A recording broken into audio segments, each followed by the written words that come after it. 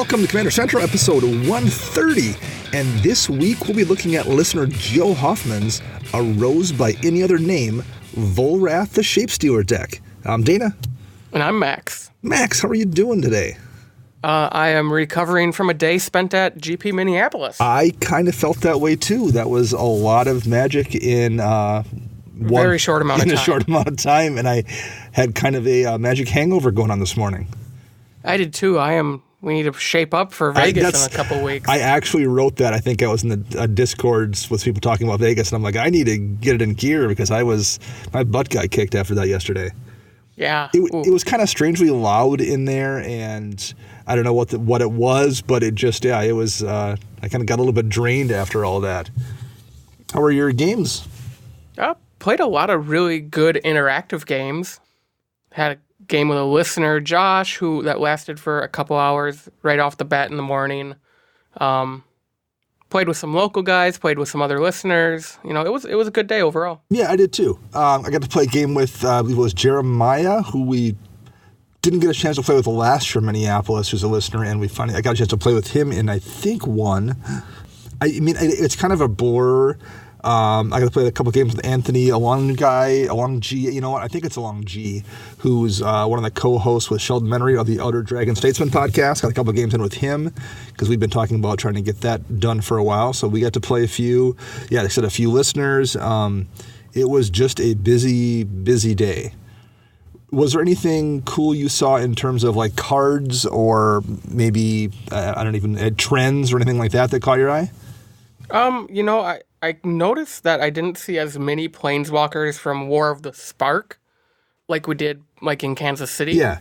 Maybe they're just not the hot thing anymore. I did see plenty of planeswalkers, but I will share your sentiment there. I didn't see a ton of the most recent War of the Spark ones in decks.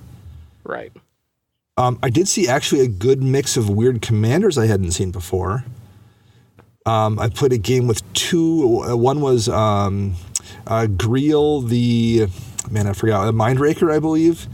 And I think it's original Greven, I think is also mono black, which I don't think saw either of those two in a pod before. So that was cool.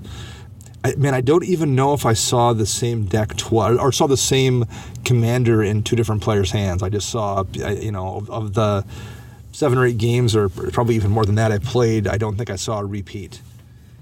Yeah, I guess I could say the same thing, minus like me playing my deck back-to-back in a couple pods. Yeah, right. It was a pretty good day. There's actually a player we wound up in a game with, I think her name was Kelsey, I believe, who literally, she knew how to play Magic, but she had never played Commander until literally that first game we played. Huh. I think I played 2 pods with her at different points in time. So she was getting into that too, so that was kind of cool to play a game with somebody who had just literally discovered the format. That sounds cool. So it was. I got a couple artist autographs, and I think we went to leave. It was about 8 o'clock, so we were there a good 10 hours, and we were both like, "Oh, none of us ate lunch or dinner." And we exactly. And we really hadn't eaten breakfast. We left town early, and we got the energy bar at the gas station when we were leaving town, and I think we each got a milk, and that was our breakfast. Yep. So, despite providing warning to people about just doing that on a show 2 weeks ago or whatever it was, we both kind of ignored our own advice. We did. I think we made it. I think my thought process was, I don't have to plan for it because it's local. And it really isn't. It really isn't. It's still an hour and a half away, so I probably still, I don't quite know what I was thinking there, but I think that's maybe part of the reason I was feeling the pain this morning a little bit too. Yeah, for sure. But I had a good time. And we'll be ready to repeat. See, that was the warm-up maybe for Vegas. I mean, we just needed to kind of dip our toes in, and that will be good to go next week. I'm hoping between this weekend and this week at the shop, I should be good enough to go. But I don't think that's going to be true. We're just getting old, Max. Yep. Okay, so should we just jump into Joe's Volrath deck here? Yeah, let's do it. All right, so we got some notes from him. So what is your meta like? And he says, my meta at my LGS, which is Top Deck Keep, is competitive. Some of the decks I've played against are Kess Dissident Mage, Urza High Lord Artificer, and the Gitrog Monster. A lot of the decks are probably tuned more than 75%. and we asked him what the goal of the deck is, and the goal is to put counters on creatures, mainly +1/+1 and -1/-1 and prey counters, so Volrath can copy them. I have some infect creatures because he's a scumbag like, you. Me. And some infinite combos, and Villainous Wealth is his backup plan. Perfect. We asked what some of the weaknesses are or what we should focus on. He said it's a brand new deck, just recently built it to playtest before Volrath actually comes out. Areas to focus on would be win cons and synergy. He thinks he might have too many win cons, making the deck too convoluted and off synergy. And finally, we always ask about budget restrictions for upgrades. He says there's no budget restrictions unless my wife is listening, then, like $20 a card. Right. I can respect that. I understand what it's like to spend too much money on Magic. I've been there. So I will read Volrath here quickly because, like we said, this is a brand new commander who is in the commander decks that won't even be out until 8 days after this show comes out. Volrath is 2 and Sultai, so 5 mana total, for a legendary creature, Shapeshifter. At the beginning of combat on your turn, put a -1/-1 counter on up to 1 target creature. And is an activated ability for 1 colorless mana. Until your next turn, Volrath the Shapestealer becomes a copy of target creature with a counter on it. Except it's a 7/5, and it has this ability. So maybe the important note there is it says target, it says counter. It doesn't say +1 counter necessarily, or -1 counter, or, anything specifically. If it has a counter on it, that's good enough for Volrath. That's great. Yeah, especially because you have the issue, and maybe we'll address this a little bit, -1 counters and +1 counters negate each other out. Yes. That's a thing he has to worry about here a little bit, whereas like you can put a +1/+0 counter, which isn't the kind of thing that gets used anymore, but they used to make those. That used to be a thing that would be a thing. So like things like that you can put on creatures and those won't negate. Right. I don't know if it's worth like delving too deeply into that, but that's the kind of thing that can be relevant here.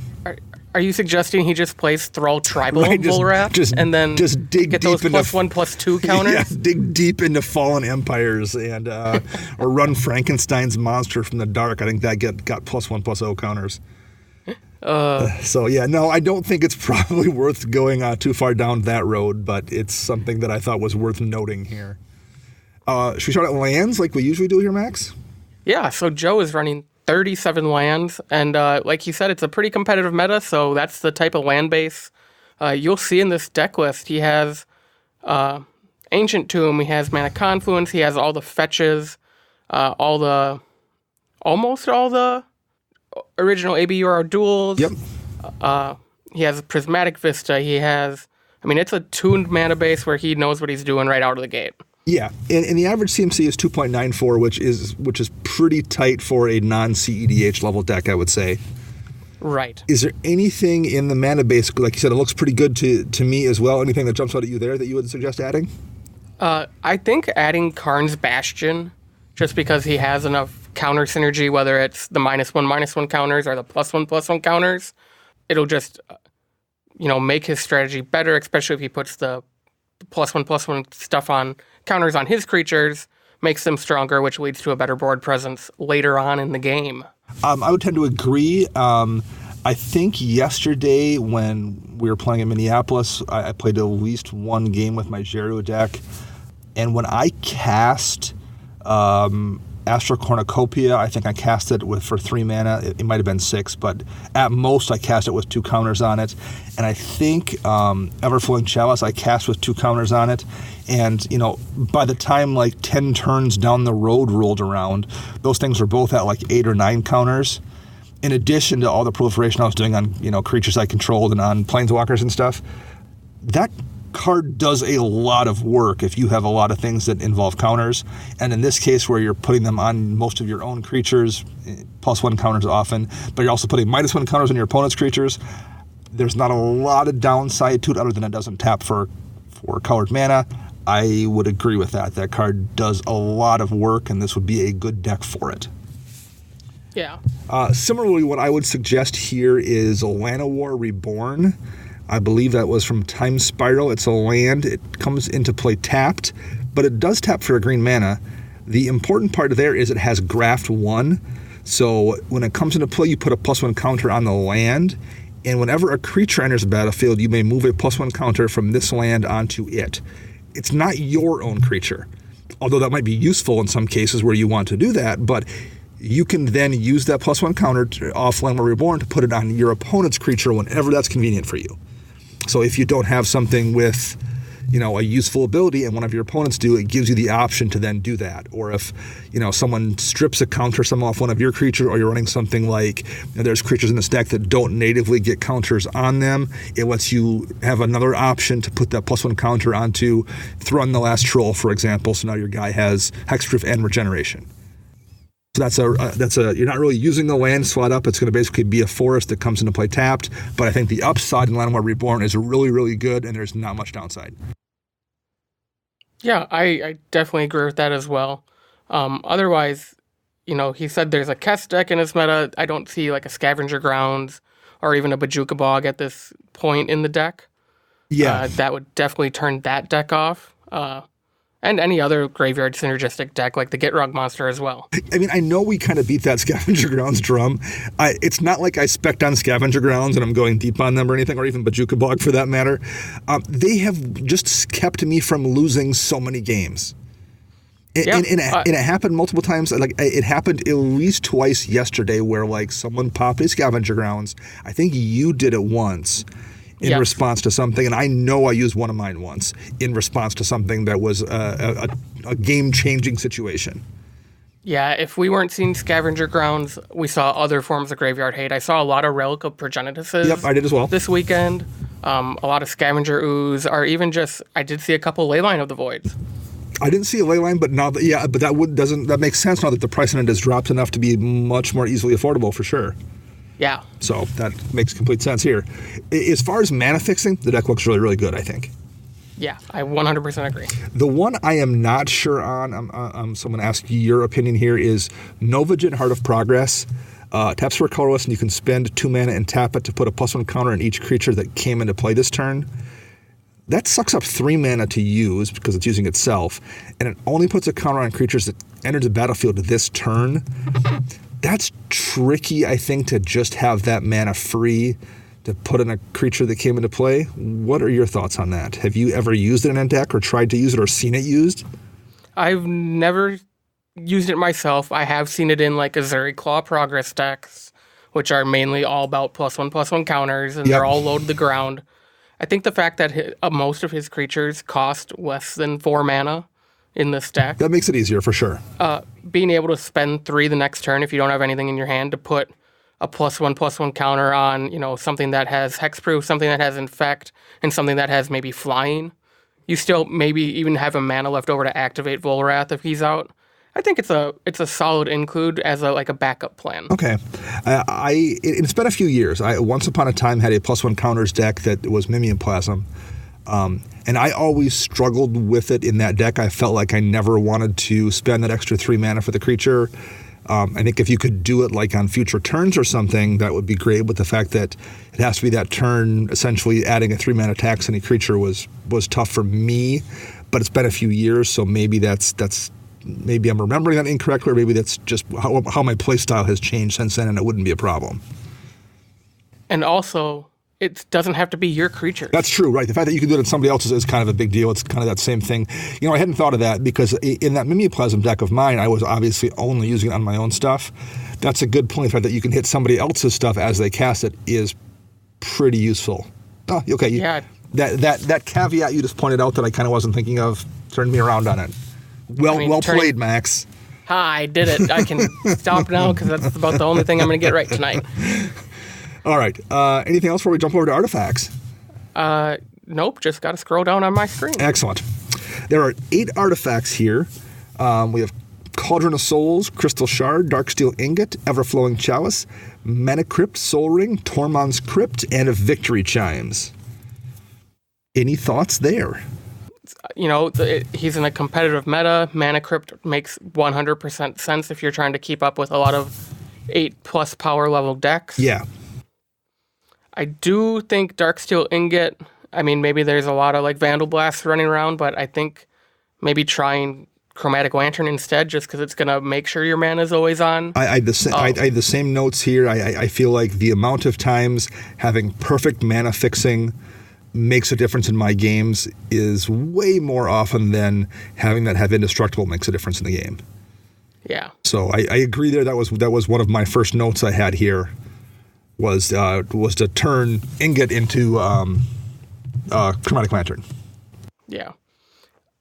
Crystal Shard seems interesting. I don't know if it's because of the opponent's CCs or if it's more of a protection spell for Volrath itself. Yeah, maybe. That one kind of threw me too. And it does tend to be a combo piece. So there's a combo or something there I'm missing that could well be. And it's never a bad card. I'm trying to think, what deck was it? Someone in a shop used to play it in... I don't even remember. They're played in Maelstrom decks. Yeah, maybe that's where it was. But I remember there were multiple games that would be out, and I'm like, okay, well now it basically, like, when that's out, it means I have to leave one mana up all the time. So it's not bad, like, just that alone, that taxing everyone so they can't tap out or you're going to bounce something is a pain in the butt. And I doubt it's in here for that. I mean, there's probably something else we're just not seeing because it's such a new deck. It might just be for defense. He has a lot of creatures in this deck that I would not want in my graveyard. Yeah, true. Making sure Michaelis doesn't, hit the bin. Hapatra, Hydroid Krasis, the way to recast Hydroid Krasis. Yeah, for sure. That sounds like a lot of fun. Yeah, no, that's a good call. The card I really liked that I hadn't even thought of, and I remember us discussing it during Battle Bond, but Victory Chimes. What a perfect deck for Victory Chimes. It's 3 mana for a rock that taps for a colorless mana, a player of your choice, so you can technically have somebody else do it. But the real kind of beauty of this is untap Victory Chimes during each other player's untap step. So that basically gives you the 1 mana you need to activate Volrath's ability on every player's turn. Yes. So if you have, that one hexproof creature out and your main concern is him having hexproof on every single turn, Victory Chimes just feeds that at all points in time for you. Or whatever ability you want to copy. And that's just such a good rock here. I don't know if it would have occurred to me, although I've always kind of been looking for a deck for it, but what a perfect slot in. Yeah, I like that a lot too. There is a Tormod's Crypt, so there is some graveyard hate in here. Yep. Crypt, I'm always torn on Crypt. The nice thing about Crypt is it costs nothing. And you don't have to touch your own graveyard. You just hit the target player you care about. Mm-hmm. Whereas Relic of Genesis actually, obviously costs you the 1 mana to use. And if you want to hit all graveyards, you have to spend 1 to actually exile it. But it replaces itself. And sometimes hitting all, because it draws you a card. And hitting all graveyards is really, really useful versus just one player's. Plus that ability to exile, to tap it and make someone exile a card. There's enough times if you get that out early, you can just keep the scary player's graveyard empty. I don't think Tormod's Crypt is wrong necessarily, but I tend to like Relic a little bit more. Yeah, I guess it's a meta thing. If you just need to make sure you can lay it down and crack it right away, Crypt makes sense. Yeah. It's a little different than something like Scavenger Grounds where you need to save 2 mana to use it, or even Relic, like you said, where you got to save 1 to use it. Yeah. Everflowing Chalice makes sense here. There's a few proliferate effects as well, and I think we've discussed this on the show we did on, I can't remember if it was Being Greedy or Settling for Less, I think it was. 2 mana Everflowing Chalice is perfectly fine. And there's those games when you open Soul Ring and then turn 2. It's a 2 counter Everflowing Chalice that taps for 2 instead of 1. So I that's a card I've really come around on in recent months and or years is Everflowing Chalice. Not that I didn't like it before, but I'm putting that in more and more decks now. I think that's it for artifacts. Cauldron of Souls I like because it puts, number one, it saves your stuff. Number two, it puts a counter on them of some sort, so you can then copy their ability. And that -1 counter, because there's so much stuff with +1 counters in this deck, can probably get overridden fairly frequently to then let you use Cauldron of Souls again. Yeah, for sure. So that's a good one here as well. You mentioned the fast mana, so I don't know if I would change or add anything else there. And enchantments will be an easy one to jump to. There's only 4 of them. There's Blood Chief Ascension, Curse of Predation, Durable Handicraft, and Heuristic Study. Yeah, so, the Blood Chief Ascension makes sense. Whenever, at the beginning of each end step, if an opponent lost 2 or more life this turn, you may put a quest counter on Blood Chief Ascension. Whenever a card is put into an opponent's graveyard from anywhere, if Blood Chief Ascension has 3 or more counters on it, they lose 2 life and you gain 2 life. That seems good in a competitive meta. Yes, and 1 mana makes it really, really efficient. The only thing I would say about it is it doesn't really interact with the deck that much. There's a few things here that proliferate, and I guess you have some options to do that to get those counters up, but usually you don't need them. Not that it's not a really, really good card, it's really, really solid. But it's just one of those ones where, like, if you're trying to make your deck do a specific thing and you need to free up slots, that would be maybe one of the ones I would tend to lean into pulling first, but I think it's almost never a bad card. Curse of Predation. I don't love the curses in general, but I think in this deck where you're like, I think if you're playing a +1 counter theme deck and you're trying to hit somebody in the face with a big beater with a gazillion counters on it, I don't think it's ever worthwhile. I don't think it does enough for your creatures, and I don't think buffing your opponent's creatures is worth the risk. But I think in this deck, where all you care about is getting a +1 counter on your creatures and someone else's so you can copy them, it's a really good use. And I think defensively putting it on yourself is an option too, just because maybe it will discourage people from attacking you just because they don't want you to be able to copy their stuff with Volrath. I don't know how often that would be a use, but I think that's a legit thing that maybe someone would do if they drop a Consecrated Sphinx. Like, maybe that's worthwhile to put it on yourself or something so they don't swing at you, because they definitely don't want you copying their Consecrated Sphinx. Exactly. Gross. Obviously, Heuristic Study is crazy strong, and that's just that. Durable Handicraft. Whenever a creature enters the battlefield under your control, you may pay 1 if you do put a +1 counter on that creature. And you can also sacrifice it to put a +1 counter on each creature you control, but I don't know if that's something that probably almost ever happens, particularly in this deck, but maybe. But the ability to just pay 1 extra to do that kind of Opal Palace effect is probably pretty good in this deck where you want counters on your creatures to copy them. Yeah. Any changes you would make here? Any adds? I think adding something like Hadana's Climb to this deck would be nice. At the beginning of combat, you put a +1/+1 counter on a target creature. Once they have 3 +1/+1 counters on it, it flips into the Winged Temple of Oraska, and that allows you to pay 1 and Simic, and the creature gets +X/+X and flying, where X is their power. So it's a great way to turn Volrath into essentially a 14/14, a 14/10, and then give it Infect off of like the Blighted Agent. Yeah. That's just an instant win. Both halves of that card are relevant in this deck, and that's one of the examples where I'd be like, well, Blood Chief Ascension's pretty good, but I don't know if it's ever going to win me a game, and I think Hadana's Climb is going to win you games sometimes. Yep. I mean, the creature comes in, you can use the other enchantment that you can pay the 1 to put the counter on it. Yep. Durable Handicraft. Durable Handicraft.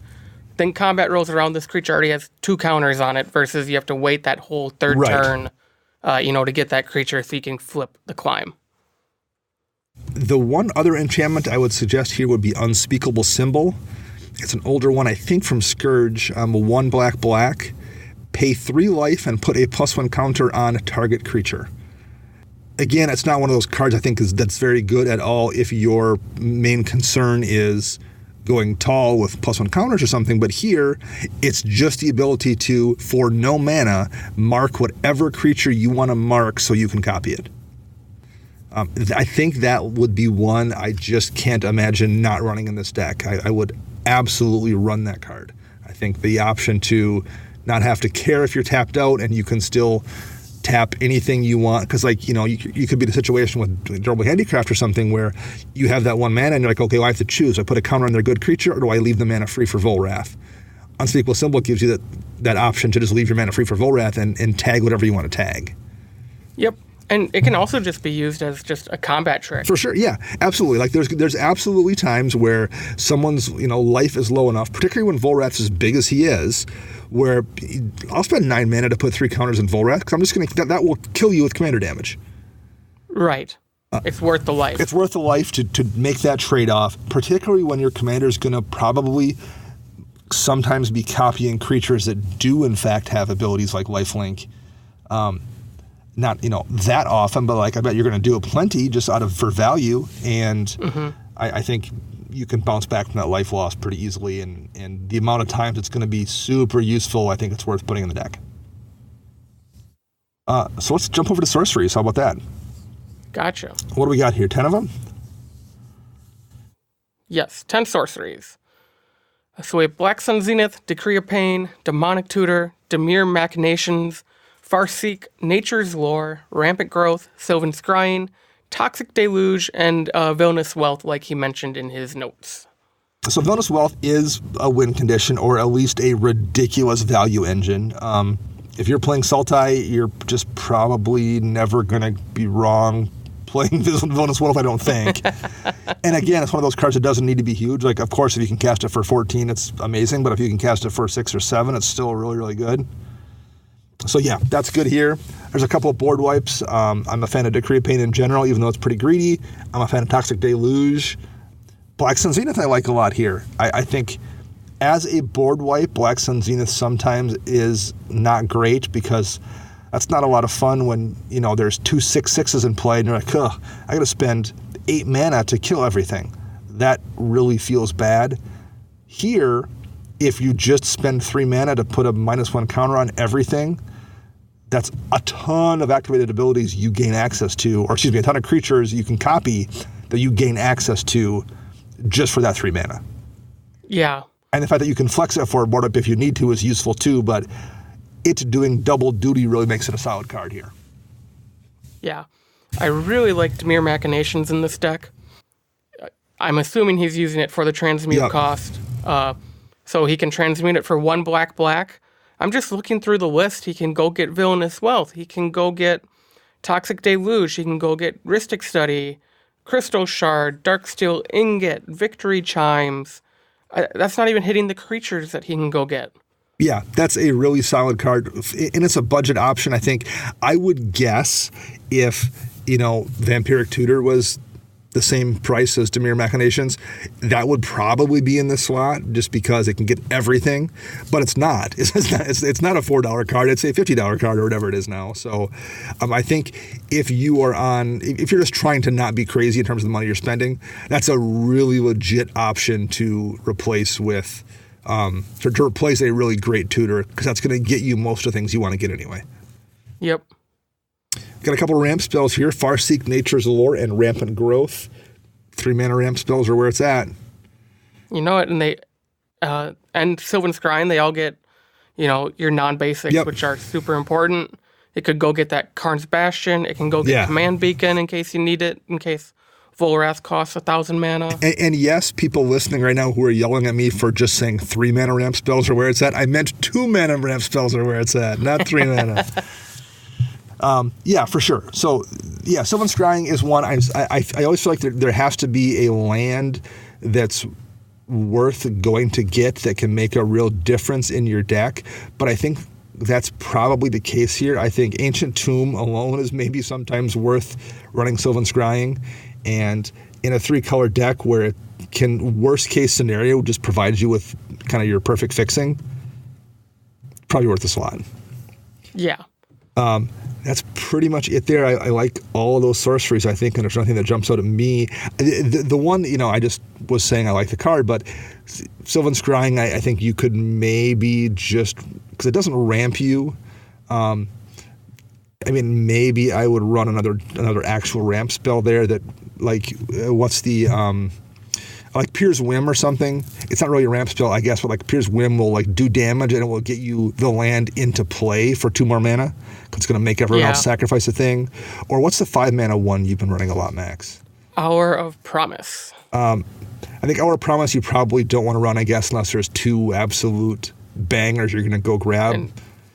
And I don't see those. Yeah, so that's and they the Hour Promise ones come in tapped as well. That's true, yeah. So maybe Appears Whim there, or maybe, but I think Sylvan Scrying's perfectly fine as well. Yeah. Or, here's that non-$20 replacement. 3 Wishes is a great card. Right. Right. Well, yeah. So if you have a 3 Wishes lying in your binder, I would run that over Sylvan Scrying. But since 99% of people don't, yeah, that makes sense. How about the instance here? It seems to be a lot of, for the most part, this is where he's carrying his scalpels that he's using to solve problems and cut away things that are an issue. Yep, so there are 11 instants. We have Assassin's Trophy, Beast Within, Force of Negation, Growth Spiral, Heroic Intervention, Krosan Grip, Narset's Reversal, Noxious Revival, Pact of Negation, Shared Summons, and Windgrace's Judgment.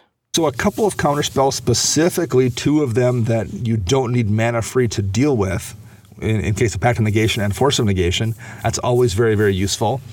And Narset's Reversal, which is a pretty effective counterspell for 2 mana as well, particularly if you see things like Ad Nauseam a lot. Yeah. I do think that's a bit of a meta call. I like Narset's Reversal, but there's also plenty of times I just want to run Counterspell and counter the spell. So I think that's a bit of a meta call. I think sometimes you're better, because like the spell goes back to their hand. So that's... I'm sure it's 100% a meta call. Yeah, I would imagine it is. Just because it gets around can't be countered stuff. Yep. So yeah, and there are some environments where you do see spells where you're like, if I can just take control of that spell, I'm going to kill you next turn anyway, so it doesn't matter whether you get it back to your hand.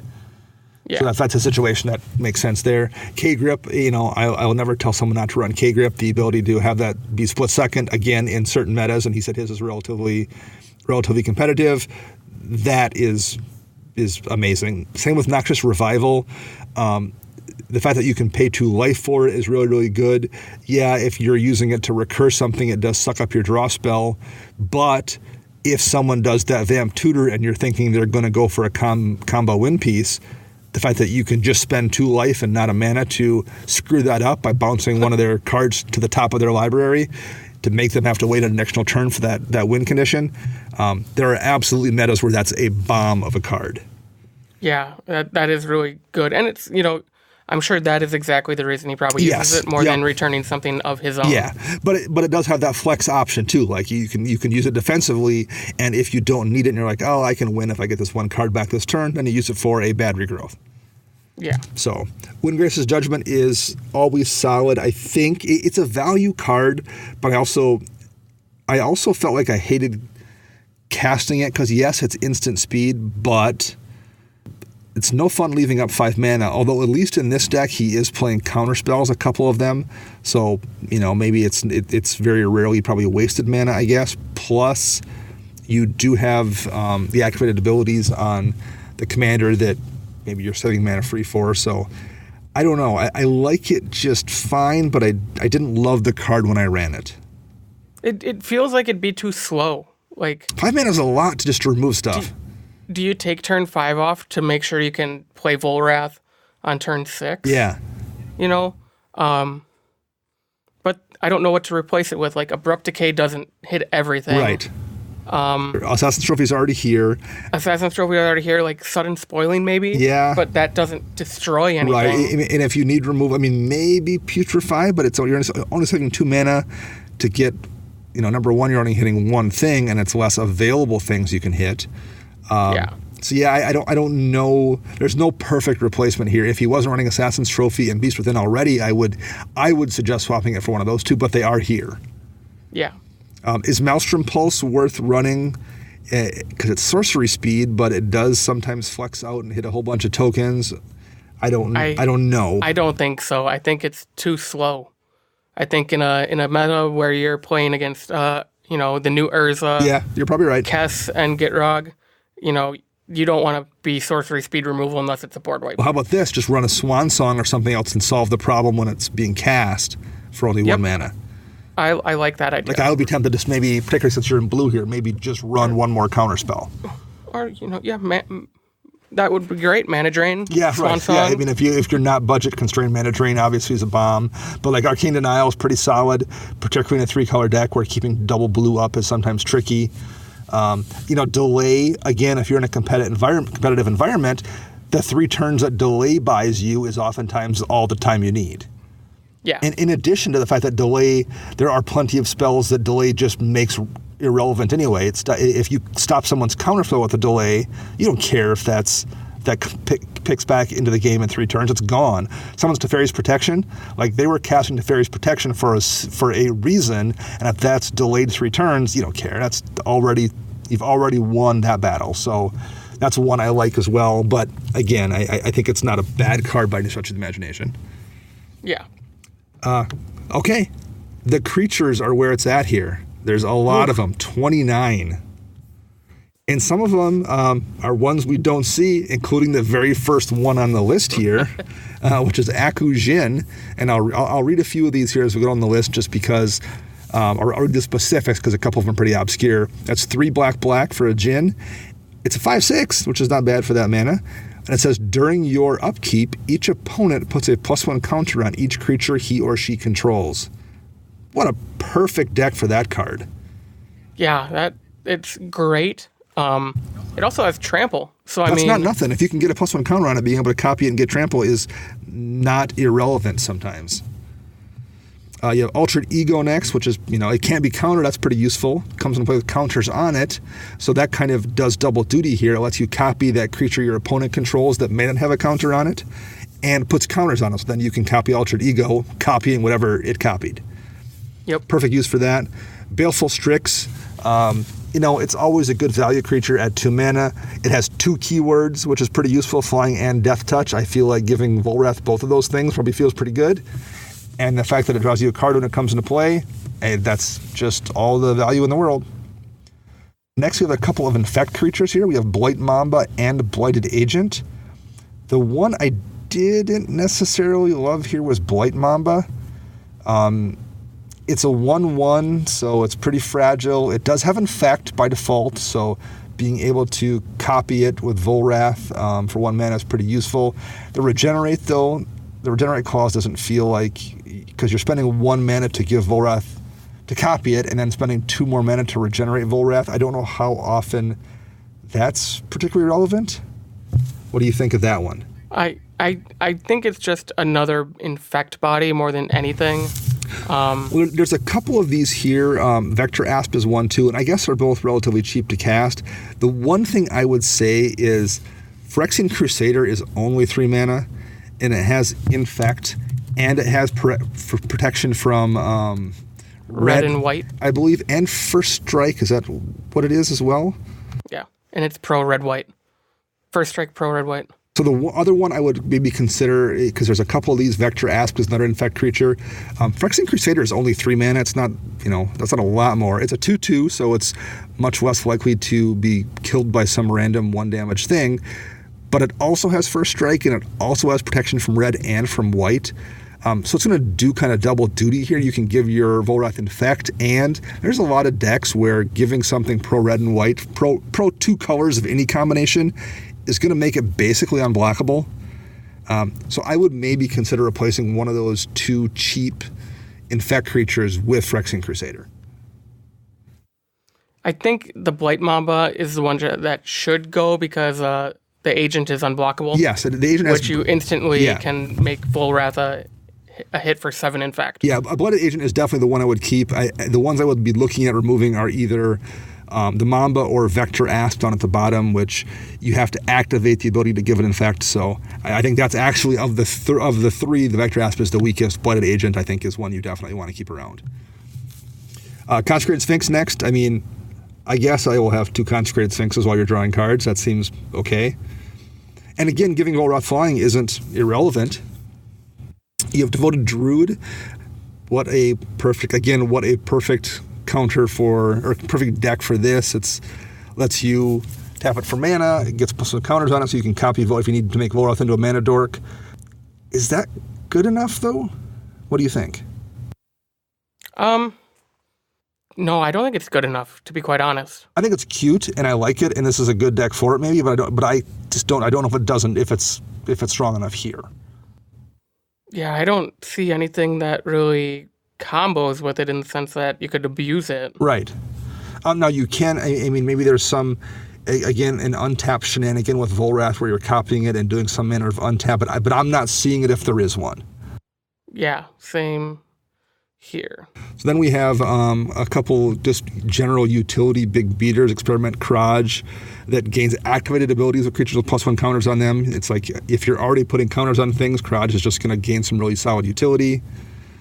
And he can put counters on stuff. Yep, so that's solid. Fallen Shinobi, Feral Hydra, again, things that have access to counters. You have Flayed Nim as a regeneration. What do you think of that? The main thing there, when it deals combat damage to a creature, that creature's controller loses that much life. So that's maybe something that you would turn Volrath into when someone tries to block, and the regeneration clause isn't terrible maybe either.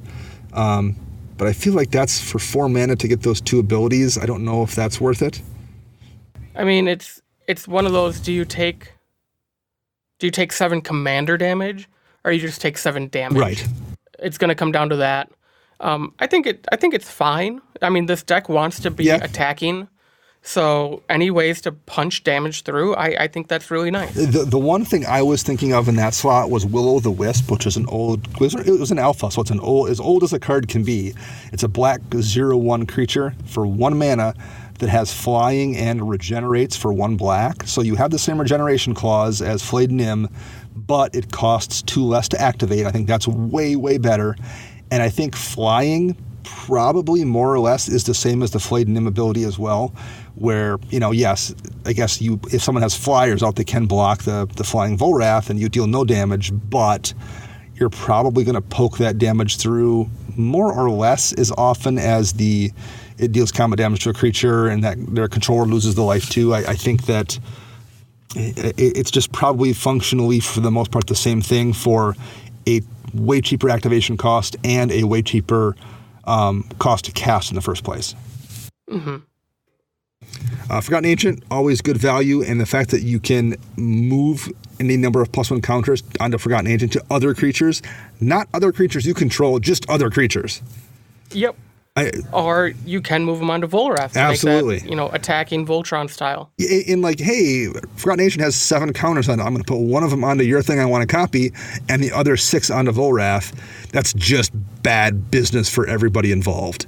So, perfect deck for that. Generous Patron, again, talk about a perfect deck for a card. I'll read this one because it's a rare from Battle Bond, so maybe people haven't seen it. When it enters the battlefield, support 2, which means you put a +1 counter on each of up to 2 other target creatures. Again, not your creatures. And whenever you put 1 or more counters on a creature you don't control, draw a card. Well, when that was printed, that was considered, that's kind of like a downside. Okay, yes, I will, put counters on my own creatures and gain no bonus for that, and that's not that exciting. But I can choose to buff my opponent's creatures and draw 2 cards. Well, that's, I guess, good because I'm drawing, but I'm buffing their creatures. That isn't ideal. In this case, you're drawing the cards and buffing the creatures that you're then copying with Volrath. Yep. I love that. I love like weird cards like this or like that Jin that just wind up being perfect in this kind of deck. Gyre Sage, again, Gyre Sage is good. I'm not entirely sure it's good enough here, but I don't think it's bad. What are your thoughts there? So, I think the point of some of these mana dorks are the fact that, worst case scenario, they allow him to activate Volrath a bunch of times in a turn.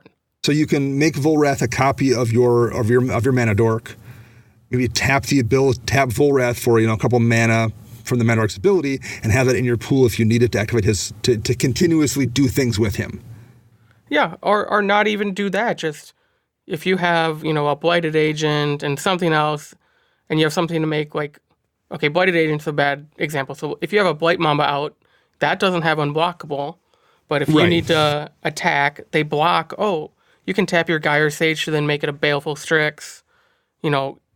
It's combat tricks, I think, is what all these mana dorks are for. Plus, Volrath is 5 mana. Yeah, and maybe that's the Devoted Druid thing as well. If you're tapping Volrath as one of these mana dorks to make 3 or 4 mana, then use one of it to make it a copy of Devoted Druid, to put a counter on it to untap him, so he's still able to attack when you turn him into copies of 3 or 4 more things.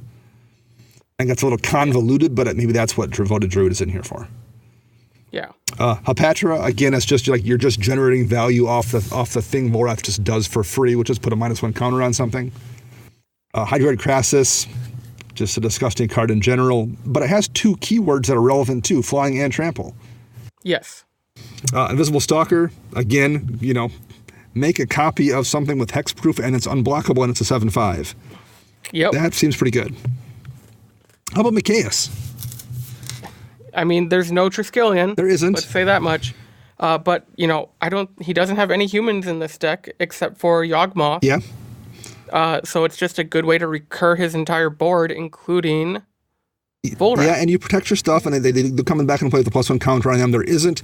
It's my only question here is like if there was like 3 or 4 sack outlets, I'd be like, oh, that makes it really easy to on demand get those counters on things.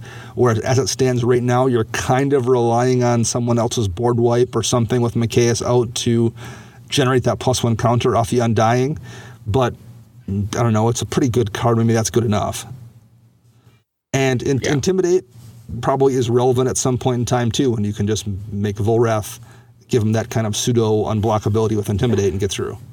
I don't know if I feel like the Intimidate's really good in this deck just because he's a 3-color commander. That's a good point. But I mean, it's better than like not being there. I mean, if one of the 6 unblockable creatures aren't in here, right, I guess, yes, right. Makes sense. It's great against that Boros deck. Yes. Necrotic Ooze, just a combo machine, and it lets you basically gain the abilities from creatures in the graveyard when you copy it with Volrath. So that seems like you're in the Matrix, in the Matrix dream. You've gone a couple things right. You've gone a couple layers down in Inception there, but that seems like a pretty good card here.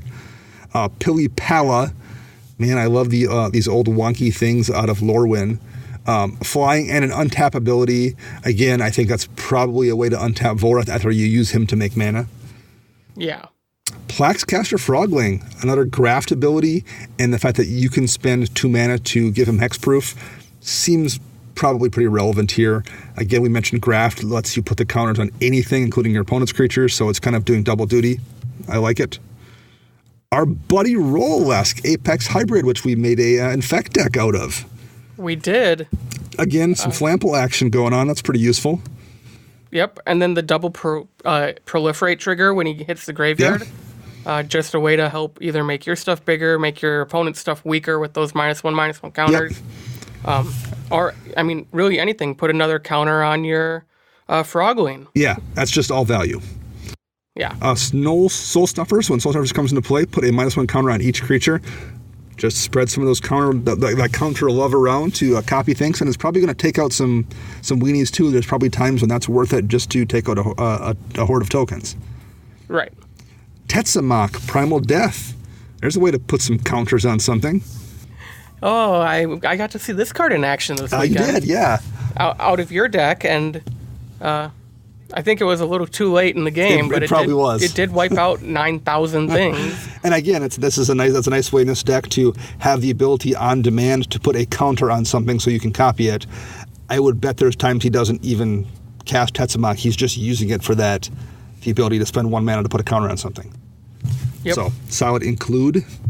Thief of Sanity, that's pretty good value. It has flying as well. Is there some super synergy here I'm missing, or is it just a value creature? I mean, Volrath becomes a copy of it. So, I mean, if you have it out and you hit with Volrath, you can use the Thief of Sanity ability of looking at the top 3 cards of that player's library, exile one of them, and then it's like a Gonti, essentially. Yeah, and it's a fine card. I feel like it maybe... I don't know. I'm not sold on that one, maybe necessarily. I mean, I see it in a lot of Lazav 2.0 decks. Yeah. It's just a way to get card advantage and get stuff. Hey, if you get lucky and steal that Lightsteel Colossus off of your opponent's library or their Cyclonic Rift. Yeah, that's true. I mean, it's just taking resources away from them. Yeah, good point. And the run, The Last Troll. 2 and double green, but that's some relevant abilities there in terms of him having hexproof and regeneration. Yes. And he can't be countered. That's pretty useful too, but I think the run's just generally efficient. Vector Asp, we mentioned, is a 1/1 for 1, and you can spend green to give it Infect. Black. Spend black to give it Infect. It's fine. I think there's just, I think I mentioned Vexing Crusader might be one I would put in that slot because it's more useful, but... Yeah, I mean, I think he just pulled anything with Infect that costed less than... That was efficient. Yeah, that's probably true. And Yawgmoth, Thran Physician. Yawgmoth's just a beast. He's good in any deck. I mean, being able to proliferate helps a lot. Yep. Pay a life to sack creatures, puts counters on stuff. Yeah, just good. Protection from humans is surprisingly relevant at times. Like someone cast a Patriarch's Bidding yesterday, and that got you a bunch of value just from you naming humans because you happen to have like 2 or 3 in your graveyard. I did, and they stuck around the entire game. So I think that is the list of cards. We've gone through all of them. There's a couple things again, like, hey, we didn't mention Mystic Remora and enchantments. I feel like if you're playing blue, like your deck is never worse off having Mystic Remora. I almost feel the way at this point about Carpet of Flowers, like your deck is never worse running Carpet of Flowers for the most part. But I also like that, like, I like having some variance to I only run Remora in one of my decks for that reason, because otherwise it's easy to put in every blue deck. I don't want to be redundant, so I get why you want to keep some uniqueness here. This is my first, Volrath's only been out like a week, only been spoiled a week. He isn't even out yet. I like the commander, but I hadn't really taken a look at a deck. So this is literally when I was looking out and doing prep on this. This was my first look at a Volrath deck. Yeah, it's a really cool deck, and I think there are some other creatures he could probably add, but. And I think this is also one of the ones, because it's so specific. Like it feels a little bit in a way like Maris of the Pretender. It took people a while to find dig through the list of weird creatures that have some good synergy, like the Akujin, and I would bet in 3 or 4 months we find a few more oddballs that he's added to this deck that work out really nicely, but there's just so much stuff to go through, and this is just so new that it was a fascinating deck to actually try to tech out, considering neither of us had seen this kind of thing, and we definitely haven't seen it in play before. Right. Sultai is always good. You're never going to go wrong there. So I'm looking forward to seeing this, hopefully in Vegas. This show's going to air on Thursday. Within probably about a week, we'll be hopefully seeing this deck at some point because he's going to be there and we're going to play some games. Yeah, I can't wait to see it in person. I am excited about that as well. So thank you very much, Joe, for sharing this deck with us. I feel a little bit bad about how badly you're going to get beaten in the rotisserie draft match. Joe's participating in that, and so this is kind of a consolation prize. That's when this deck tech is going to hopefully make up for the kind of beating he's going to receive in that charity event. Wow, you almost sound like you pity him. I just say you're going to get your butt kicked. I'm not going to feel bad about it. There's no sympathy at all. You're just stating facts. Yep. All right. Well, that will be it for this deck tech. Thank you very, very much for listening. Thank you very much, Joe. Thank you very much, all of you out there. Our podcast theme is Retro Future Dirty by Kevin MacLeod. Our editor is Ken Peddle. You can find him on Twitter at LOAD3R. You can find me on Twitter at Dana Roach. You can find Max at CMDR_. I'm sorry, I just screwed that up. Thanks, jeez. I will just let you say yours, Max, since I screwed it up and can't edit that out. You can find me on Twitter at CMDRCentral_Max, and you can find Chris at YSquishy1. We'll be back next week. Until then, I am Dana. And I'm Max.